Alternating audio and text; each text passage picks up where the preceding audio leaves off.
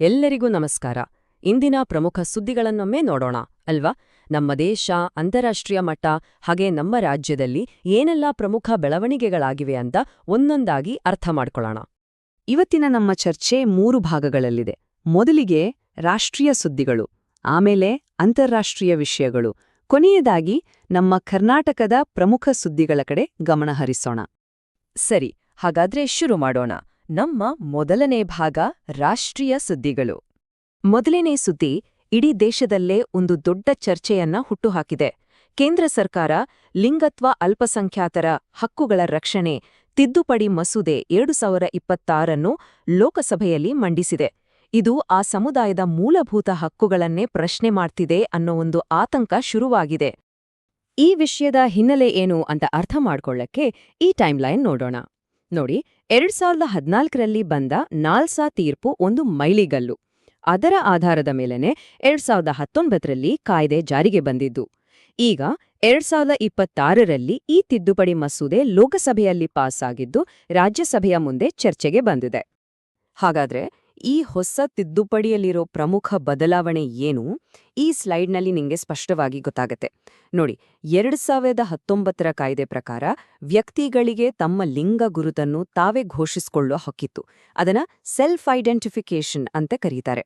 ಆದ್ರೆ ಈಗ ಪ್ರಸ್ತಾಪವಾಗಿರೋ 2026ರ ತಿದ್ದುಪಡಿ ಇದನ್ನ ತೆಗೆದುಹಾಕಿ ಗುರುತಿನ ಚೀಟಿ ಪಡಿಬೇಕಾದ್ರೆ ವೈದ್ಯಕೀಯ ಮಂಡಳಿಯ ತಪಾಸಣೆ ಕಡ್ಡಾಯ ಅಂತ ಹೇಳುತ್ತೆ. ಇದು ನಿಜಕ್ಕೂ ಒಂದು ದೊಡ್ಡ ಬದಲಾವಣೆ. ಸಹಜವಾಗಿಯೇ ಈ ಬದಲಾವಣೆಗೆ ತೀವ್ರ ವಿರೋಧ ವ್ಯಕ್ತವಾಗ್ತಿದೆ. ಯಾಕೆ?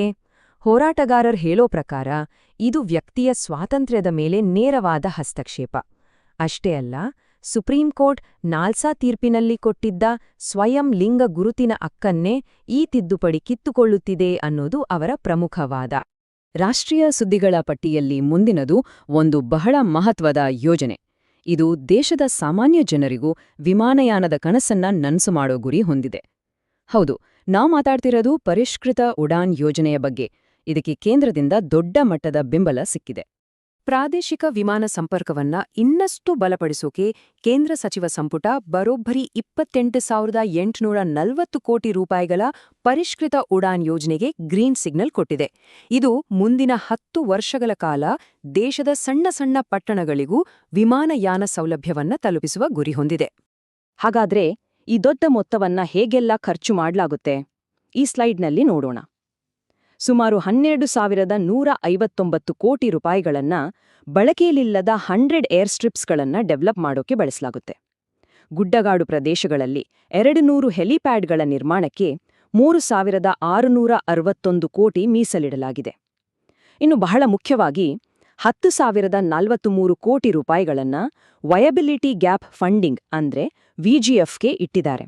ಇದರ ಅರ್ಥ ಲಾಭ ಇಲ್ಲದ ರೂಟ್ಗಳಲ್ಲಿ ವಿಮಾನ ಓಡಿಸುವ ಕಂಪನಿಗಳಿಗೆ ಆಗೋ ನಷ್ಟವನ್ನ ಸರ್ಕಾರವೇ ತುಂಬಿಕೊಡುತ್ತೆ. ಶಾಸಕಾಂಗದ ನಂತರ ಈಗ ನ್ಯಾಯಾಂಗದ ಕಡೆಗೆ ಗಮನ ಹರಿಸೋಣ. ಸುಪ್ರೀಂ ಕೋರ್ಟ್ ಇತ್ತೀಚೆಗೆ ಕೊಟ್ಟಿರುವ 2 ಮಹತ್ವದ ತೀರ್ಪುಗಳು ಸಾಕಷ್ಟು ಚರ್ಚೆಗೆ ಕಾರಣವಾಗಿವೆ. ಯಾವ್ಯಾವು ಅಂತ ನೋಡೋಣ. ಮೊದಲನೇದಾಗಿ, ಗುರುಗ್ರಾಮದಲ್ಲಿ 3 ವರ್ಷದ ಮಗುವಿನ ಮೇಲೆ ನಡೆದ ಅತ್ಯಾಚಾರ ಪ್ರಕರಣದ ತನಿಖೆಯಲ್ಲಿ ಹರಿಯಾಣ ಪೊಲೀಸರ ಬೇಜವಾಬ್ದಾರಿತನದ ಬಗ್ಗೆ ಸುಪ್ರೀಂ ಕೋರ್ಟ್ ತೀವ್ರ ಅಸಮಾಧಾನ ವ್ಯಕ್ತಪಡಿಸಿದೆ. ಈ ಸ್ಲೈಡ್ನಲ್ಲಿರೋ ನ್ಯಾಯಾಲಯದ ಮಾತುಗಳೇ ಅದರ ಗಂಭೀರತೆಯನ್ನ ಹೇಳ್ತಿವೆ. ಕೋರ್ಟ್ ಈ ಪ್ರಕರಣದ ತನಿಖೆಗಾಗಿ ಒಂದು ವಿಶೇಷ ತನಿಖಾ ತಂಡ ಅಂದ್ರೆ ಎಸ್ಐಟಿ ರಚನೆ ಮಾಡೋಕೆ ಆದೇಶ ಕೊಟ್ಟಿದೆ. ಇನ್ನೊಂದು ಪ್ರಮುಖ ತೀರ್ಪು ವಂದೇ ಮಾತರಂ ಗಾಯನಕ್ಕೆ ಸಂಬಂಧಿಸಿದ್ದು. ಇದನ್ನ ಸರ್ಕಾರಿ ಕಾರ್ಯಕ್ರಮಗಳು ಮತ್ತು ಶಾಲೆಗಳಲ್ಲಿ ಕಡ್ಡಾಯಗೊಳಿಸಲು ಸಾಧ್ಯವಿಲ್ಲ ಅಂತ ಸುಪ್ರೀಂ ಕೋರ್ಟ್ ಸ್ಪಷ್ಟಪಡಿಸಿದೆ. ಗೃಹ ಸಚಿವಾಲಯದ ಸುತ್ತೋಲೆ ಇದನ್ನ ಕೇವಲ ಒಂದು ಸಲಹೆಯಾಗಿ ನೀಡಿದೆ ಹೊರತು ಇದೊಂದು ಕಡ್ಡಾಯ ಆದೇಶ ಅಲ್ಲ ಅಂತ ಕೋರ್ಟ್ ವ್ಯಾಖ್ಯಾನಿಸಿದೆ. ಸರಿ, ದೇಶದ ಸುದ್ದಿಗಳಾಯ್ತು. ಈಗ ನಮ್ಮ ಗಮನವನ್ನ ಜಾಗತಿಕ ವಿದ್ಯಮಾನಗಳ ಕಡೆಗೆ ಹರಿಸೋಣ.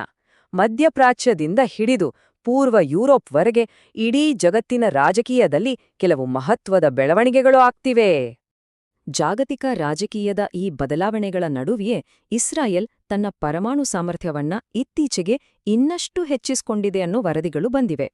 ಇದು ಸಹಜವಾಗಿಯೇ ಮಧ್ಯಪ್ರಾಚ್ಯದಲ್ಲಿ ಈಗಾಗಲೇ ಇರುವ ಉದ್ವಿಗ್ನತೆಯನ್ನ ಇನ್ನಷ್ಟು ಹೆಚ್ಚಿಸೋ ಸಾಧ್ಯತೆ ಇದೆ.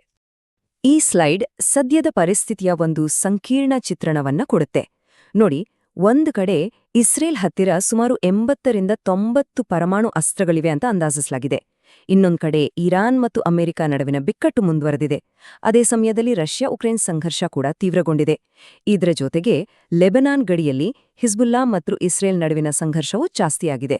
ಈ ಎಲ್ಲಾ ಘಟನೆಗಳು ಬೇರೆ ಬೇರೆ ಅಂತ ಕಂಡ್ರೂ ವಾಸ್ತವದಲ್ಲಿ ಒಂದಕ್ಕೊಂದು ಕನೆಕ್ಟ್ ಆಗಿವೆ. ಇದು ಜಾಗತಿಕ ಸ್ಥಿರತೆಗೆ ಒಂದು ದೊಡ್ಡ ಸವಾಲು ಅನ್ನೋದ್ರಲ್ಲಿ ಸಂಶಯವಿಲ್ಲ. ಇನ್ನು ನಮ್ಮ ಕೊನೆಯ ವಿಭಾಗಕ್ಕೆ ಬರೋಣ. ನಮ್ಮ ರಾಜ್ಯ ಕರ್ನಾಟಕದ ಪ್ರಮುಖ ಸುದ್ದಿಗಳು. ಮುಖ್ಯಮಂತ್ರಿ ಸಿದ್ದರಾಮಯ್ಯನವರು ವಿಧಾನಸಭೆಯಲ್ಲಿ ಬಜೆಟ್ ಮೇಲಿನ ಚರ್ಚೆಗೆ ಉತ್ತರ ಕೊಡ್ತಾ ರಾಜ್ಯದ ಆರ್ಥಿಕತೆ ದೇಶದಲ್ಲೇ ನಂಬರ್ 1 ಸ್ಥಾನದ ಕಡೆಗೆ ದಾಪುಗಾಲು ಇಡ್ತಿದೆ ಅಂತ ಬಹಳ ವಿಶ್ವಾಸದಿಂದ ಹೇಳಿದ್ದಾರೆ. ಈ ಸ್ಲೈಡ್ನಲ್ಲಿರೋ ಚಾರ್ಟ್ ನೋಡಿದ್ರೆ ರಾಜ್ಯದ ಆರ್ಥಿಕ ಪ್ರಗತಿ ಸ್ಪಷ್ಟವಾಗಿ ಕಾಣಿಸ್ತೆ. ಈ ಆರ್ಥಿಕ ವರ್ಷದಲ್ಲಿ ಕರ್ನಾಟಕದ ಜಿಎಸ್ಡಿಪಿ ಬೆಳವಣಿಗೆ ದರ 9.4ರಷ್ಟಿದೆ. ಅದೇ ಹೊತ್ತಿಗೆ ರಾಷ್ಟ್ರೀಯ ಜಿಡಿಪಿ ಬೆಳವಣಿಗೆ ದರ 7.4ರಷ್ಟು ಮಾತ್ರ. ಅಂದ್ರೆ ನಮ್ಮ ರಾಜ್ಯ ರಾಷ್ಟ್ರೀಯ ಸರಾಸರಿಗಿಂತಲೂ ವೇಗವಾಗಿ ಬೆಳೀತಿದೆ. 2026-27ನೇ ಸಾಲಿನ ಕರ್ನಾಟಕ ಬಜೆಟ್ನ ಒಟ್ಟು ಗಾತ್ರ ಬರೋಬ್ಬರಿ 4.48 ಲಕ್ಷ ಕೋಟಿ ರೂಪಾಯಿಗಳು.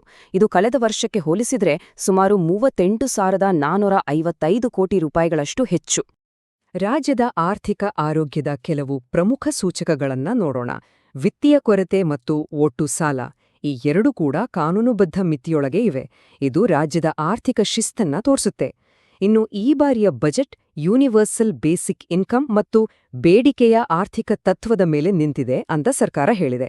ಅಂದ್ರೆ ಎಲ್ರಿಗೂ ಒಂದು ಮೂಲ ಆದಾಯ ಸಿಗ್ಬೇಕು, ಜನರ ಕೈಗೆ ಹಣ ಹೋಗಿ ಆರ್ಥಿಕತೆಗೆ ಚಾಲನೆ ಸಿಗ್ಬೇಕು ಅನ್ನೋದು ಇದರ ಹಿಂದಿನ ಆಶಯ. ಆರ್ಥಿಕತೆಯ ವಿಷಯದಿಂದ ಈಗ ಸಾಹಿತ್ಯ ಲೋಕದ ಕಡೆ ಹೋಗೋಣ. ಕರ್ನಾಟಕ ಸಾಹಿತ್ಯ ಅಕಾಡೆಮಿ 2024ನೇ ಸಾಲಿನ ಪುಸ್ತಕ ಬಹುಮಾನ ಹಾಗೂ 2025ನೇ ಸಾಲಿನ ಗೌರವ ಪ್ರಶಸ್ತಿಗಳನ್ನ ಅನೌನ್ಸ್ ಮಾಡಿದೆ. 2024ರ ಪ್ರಶಸ್ತಿಗಳಲ್ಲಿ ಡಾಕ್ಟರ್ ಸರಸ್ವತಿ ಅವರ ಜಾತಿ ಮತ್ತು ಲಿಂಗತ್ವ ಅನ್ನ ಅನುವಾದಿತ ಕೃತಿಗೆ ಪ್ರಶಸ್ತಿ ಸಿಕ್ಕಿರೋದು ವಿಶೇಷ. ಸರಿ, ಇವತ್ತು ನಾವು ಚರ್ಚೆ ಮಾಡಿದ ಈ ಎಲ್ಲಾ ಸುದ್ದಿಗಳನ್ನು ನೋಡಿದ ಮೇಲೆ ಒಂದು ಪ್ರಶ್ನೆ ನಮ್ಮೆಲ್ಲರ ಮನಸ್ಸಲ್ಲೂ ಮೂಡುತ್ತೆ. ಹೀಗೆ ನಿರಂತರವಾಗಿ ಬದಲಾಗ್ತಿರೋ ಕಾನೂನುಗಳು ಮತ್ತೆ ಜಟಿಲವಾಗ್ತಿರೋ ಜಾಗತಿಕ ರಾಜಕೀಯ ಇವೆಲ್ಲ ನಮ್ಮ ಸಮಾಜದ ಮೇಲೆ ಮುಂದಿನ ದಿನಗಳಲ್ಲಿ ಯಾವ ತರಹದ ದೀರ್ಘಕಾಲೀನ ಪರಿಣಾಮಗಳನ್ನ ಬೀರಬಹುದು? ಈ ಪ್ರಶ್ನೆಯೊಂದಿಗೆ ಯೋಚಿಸುತ್ತಾ ಇವತ್ತಿನ ಈ ವಿಶ್ಲೇಷಣೆಯನ್ನ ಮುಗಿಸೋಣ. ಮುಂದಿನ ಸಂಚಿಕೆಯಲ್ಲಿ ಮತ್ತೆ ಸಿಗೋಣ. ನಮಸ್ಕಾರ.